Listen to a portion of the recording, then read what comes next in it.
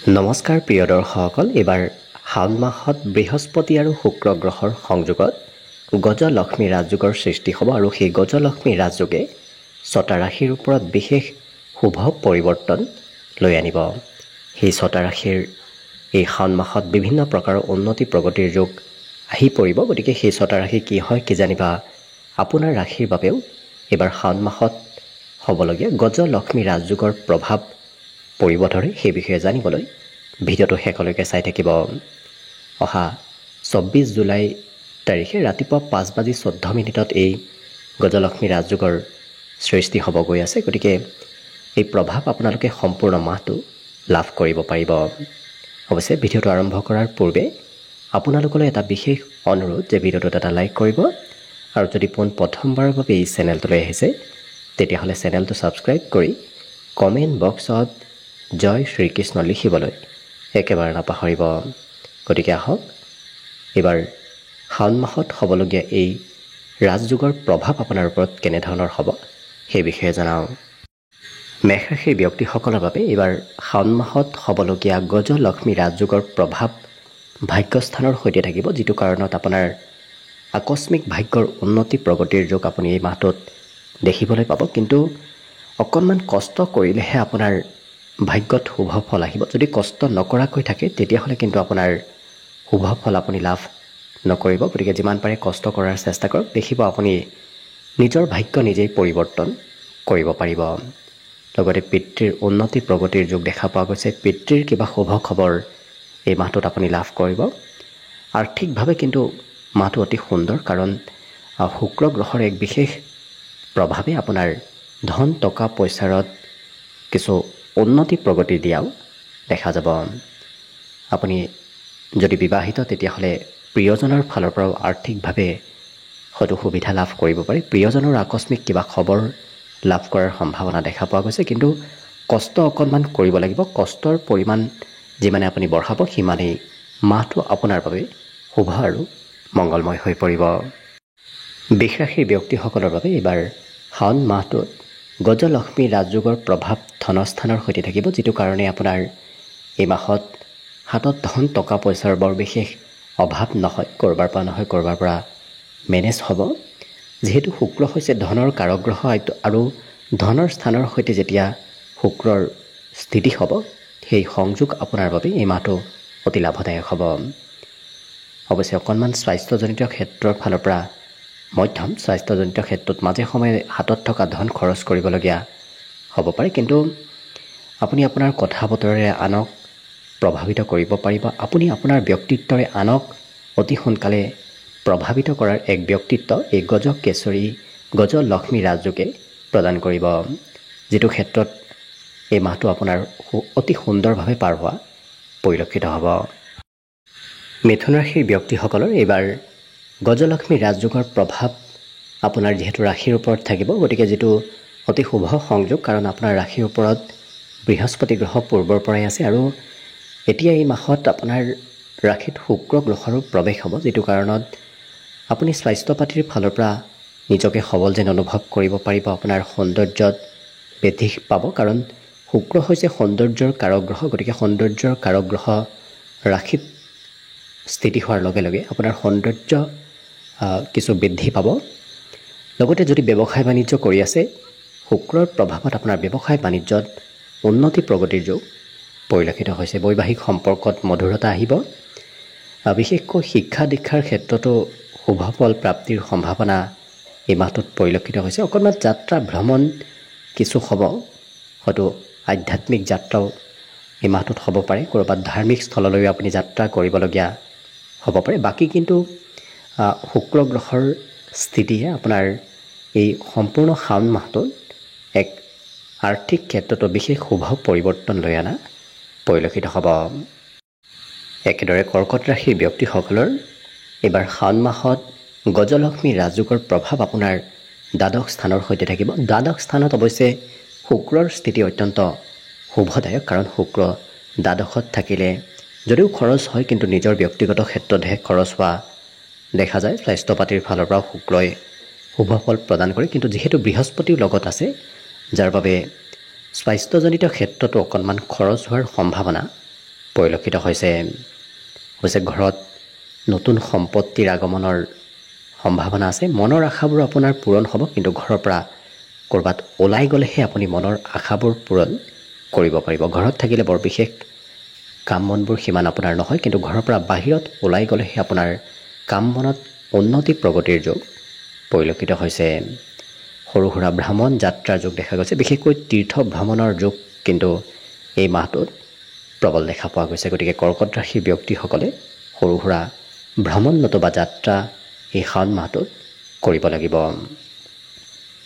একেদৰে সিংহ ৰাশিৰ ব্যক্তিসকলৰ বাবে এই শাওণ মাহটোত যিহেতু গজলক্ষ্মী ৰাজযোগৰ প্ৰভাৱ আপোনাৰ একাদশ স্থানৰ সৈতে থাকিব। একাদশ স্থান হৈছে উপাৰ্জনৰ স্থান, আৰু যিহেতু উপাৰ্জনৰ স্থানত শুক্ৰ আৰু বৃহস্পতি দুটাকৈ শুভ গ্ৰহৰ সংযোগ হ'ব, যাৰ বাবে এই মাহটোত আপোনাৰ উপাৰ্জন পাতিত বৃদ্ধি পাব। ধন টকা পইচাৰ আগমনৰ প্ৰবল সম্ভাৱনা পৰিলক্ষিত হৈছে। নতুন পথেৰে একাধিক পথেৰে আপোনাৰ ধন আগমনৰ সম্ভাৱনা এই মাহটোত দেখা পোৱা গৈছে। লগতে মনৰ আশাবোৰ পূৰণ হ'ব, ভাবি থকা কথাবোৰ সিদ্ধি হ'ব, আৰু বিবাহিতসকলৰ বাবেও অকণমান অৱশ্যে আৰ্থিক ক্ষেত্ৰত উন্নতি প্ৰগতিৰ যোগ পৰিলক্ষিত হৈছে। বিদ্যাৰ্থীসকলৰ বাবে শুভ, যিহেতু শিক্ষাস্থানত শুক্ৰ আৰু বৃহস্পতি দুয়োটা গুৰু গ্ৰহৰ দৃষ্টি থাকিব, যাৰ বাবে পঢ়া শুনাত এই মাহটোত মন বহিব। বিশেষ সুনাম অৰ্জনো পঢ়া শুনাৰ ক্ষেত্ৰত কৰিব পাৰিব। প্ৰেম সম্পৰ্কটো অতি শুভ দেখা পোৱা গৈছে, কাৰণ বৃহস্পতি আৰু শুক্ৰৰ দৃষ্টি প্ৰেমৰ স্থানতো থাকিব, যাৰ বাবে প্ৰেম সম্পৰ্কত মধুৰতা অহাও পৰিলক্ষিত হৈছে। আৰু যিহেতু কৰ্মস্থানৰ অধিপতি শুক্ৰ গ্ৰহৰ দৃষ্টি একাদশত থাকিব, যাৰ বাবে আপুনি কৰ্মৰ জৰিয়তে নিজৰ কৰ্মৰে আপুনি নিজেই ধন উপাৰ্জন কৰিব পাৰিব। গতিকে এক বিশেষ শুভ সংযোগ আপোনাৰ বাবেও এই মাহটোত অহা পৰিলক্ষিত হৈছে। কন্যা ৰাশিৰ ব্যক্তিসকলৰ বাবে কিন্তু অতি শুভ সংযোগ এই মাহটোত পৰিলক্ষিত হৈছে, কাৰণ কন্যা ৰাশিৰ ব্যক্তিসকলৰ এই মাহটোৰ বিশেষকৈ গজলক্ষ্মী ৰাজযোগৰ প্ৰভাৱ কৰ্মস্থানত থাকিব, যাৰ বাবে কৰ্মত উন্নতি প্ৰগতিৰ প্ৰবল সম্ভাৱনা আছে। যদি আপুনি চৰকাৰী কৰ্মৰ সন্ধানত আছে তেতিয়াহ'লে প্ৰাপ্তিৰ যোগ আহি পৰিব। নতুন নতুন কৰ্মৰ পথ আপোনাৰ মুকলি হ'ব, আৰু ঘৰুৱা ক্ষেত্ৰতো সুখ সমৃদ্ধি বৃদ্ধি পাব। বিশেষকৈ লাক্সাৰিয়াছ সম্পত্তি ঘৰত আগমনৰ সম্ভাৱনা পৰিলক্ষিত হৈছে। গতিকে দামী দামী বস্তু আপোনাৰ ঘৰলৈ আহিব, হয়তো যান বাহনো এই মাহটোত আপোনাৰ ঘৰলৈ আহিব পাৰে। খুব তেনেধৰণৰ সম্ভাৱনা পৰিলক্ষিত হৈছে। গতিকে কন্যা ৰাশিৰ ব্যক্তিসকলৰ বাবেও এই সম্পূৰ্ণ শাওণ মাহটোত গজলক্ষ্মী ৰাজযোগৰ এক শুভ প্ৰভাৱ আপোনাৰ ৰাশিৰ ওপৰত পৰা দেখা যাব।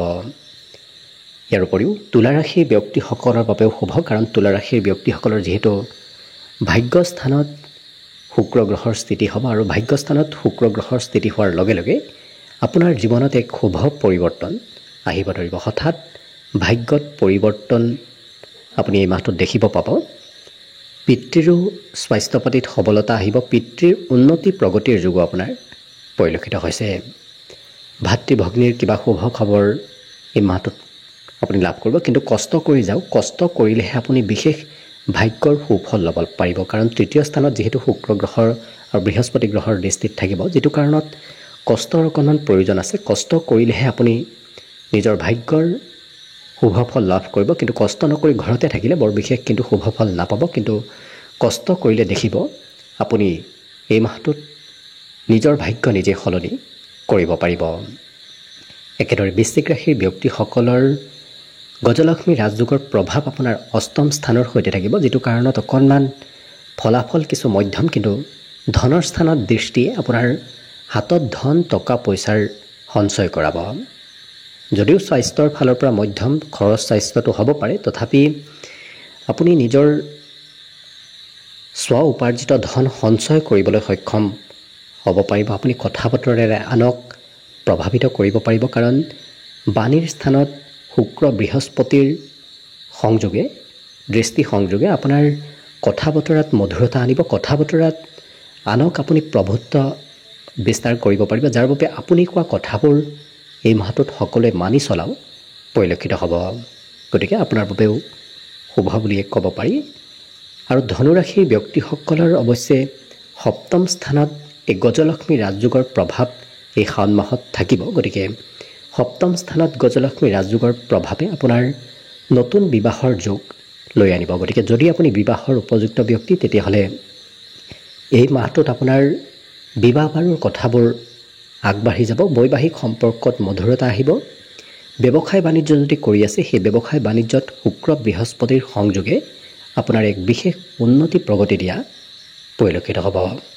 স্বাস্থ্য পাতিত সবলতা আহিব। নিজৰ সৌন্দৰ্য বৃদ্ধিৰো এক বিশেষ যোগ দেখা পোৱা গৈছে। বেমাৰ আজাৰৰ পৰাও আপুনি সকাহ এই মাহটোত লাভ কৰিব আৰু আনক প্ৰভাৱিত কৰিব পাৰিব। কাৰণ আপুনি যি কথাই নকওক কিয় সেই কথাই আনক কিছু প্ৰভাৱিত কৰিব, যাৰ বাবে আনক সকলো কথাত আপুনি সন্মত কৰিব পাৰিব। গতিকে ধনুৰাশিৰ ব্যক্তিসকলৰ বাবে শুভ। মকৰ ৰাশিৰ ব্যক্তিসকলৰ অৱশ্যে যিহেতু ষষ্ঠ স্থানৰ সৈতে গজলক্ষ্মী ৰাজযোগৰ সম্পৰ্ক থাকিব, যিটো ক্ষেত্ৰত অকণমান মধ্যম স্বাস্থ্যজনিত ক্ষেত্ৰৰ ফালৰ পৰাও শুক্ৰৰ প্ৰভাৱে অকণমান হয়তো গোপন অংগত সৰু সুৰা ৰোগৰ প্ৰাদুৰ্ভাৱ হ'ব পাৰে। গতিকে যিমান পাৰে আপুনি নিজৰ স্বাস্থ্যৰ যত্ন ৰখাৰ চেষ্টা কৰিব। কিন্তু এই ৰাশিৰ ব্যক্তিসকলৰ যাত্ৰা ভ্ৰমণৰ যোগ পৰিলক্ষিত হৈছে। ধাৰ্মিক ভ্ৰমণ, ধাৰ্মিক যাত্ৰা এই মাহটোত হৈ থকা দেখা যাব। ভগৱানৰ প্ৰতি আস্থা বিশ্বাস বৃদ্ধি পাব। কৰ্মৰ জৰিয়তে আপুনি যাত্ৰাও কৰিবলগীয়া হ'ব পাৰে। কৰ্ম নতুবা শিক্ষা এই দুটা ক্ষেত্ৰৰ ফালৰ পৰাও আপোনাৰ যাত্ৰাৰ যোগ এই মাহটোত দেখা পোৱা গৈছে। গতিকে মকৰ ৰাশিৰ ব্যক্তিসকলে অকণমান স্বাস্থ্যত যত্ন ৰাখিলে বাকী কিন্তু অন্য দিশত আপোনাৰ গজলক্ষ্মী ৰাজযোগৰ শুভ প্ৰভাৱ থকা পৰিলক্ষিত হ'ব। আৰু কুম্ভ ৰাশিৰ ব্যক্তিসকলৰ বাবে অতি শুভ সংযোগ এই শাওণ মাহটোত থাকিব। কাৰণ গজলক্ষ্মী ৰাজযোগৰ প্ৰভাৱ আপোনাৰ পঞ্চম স্থানৰ সৈতে থাকিব। পঞ্চম স্থান হৈছে শিক্ষাৰ স্থান, প্ৰেমৰ স্থান। গতিকে শিক্ষা আৰু প্ৰেমত ভাল ফলাফল আপুনি এই মাহটোত লাভ কৰিব। প্ৰেম সম্পৰ্কই এক নতুনত্ব ৰূপ লোৱা দেখা যাব। শিক্ষাটো বিভিন্ন প্ৰকাৰৰ জ্ঞান অৰ্জন কৰিব পাৰিব। যিখিনি পঢ়িব সেইখিনি এই মাহটোত আপোনাৰ মনত ৰ'ব। আৰু যিহেতু একাদশ স্থান হৈছে উপাৰ্জনৰ স্থান, গতিকে উপাৰ্জনৰ স্থানৰ সৈতে শুক্ৰৰ সংযোগে আপোনাৰ একাধিক পথেৰে উপাৰ্জন হোৱাৰ সম্ভাৱনা এই মাহটোত পৰিলক্ষিত হৈছে। গতিকে ধন টকা পইচাৰ ফালৰ পৰা এই সম্পূৰ্ণ শাওণ মাহটো আপোনাৰ বাবে অতি শুভ মাহ।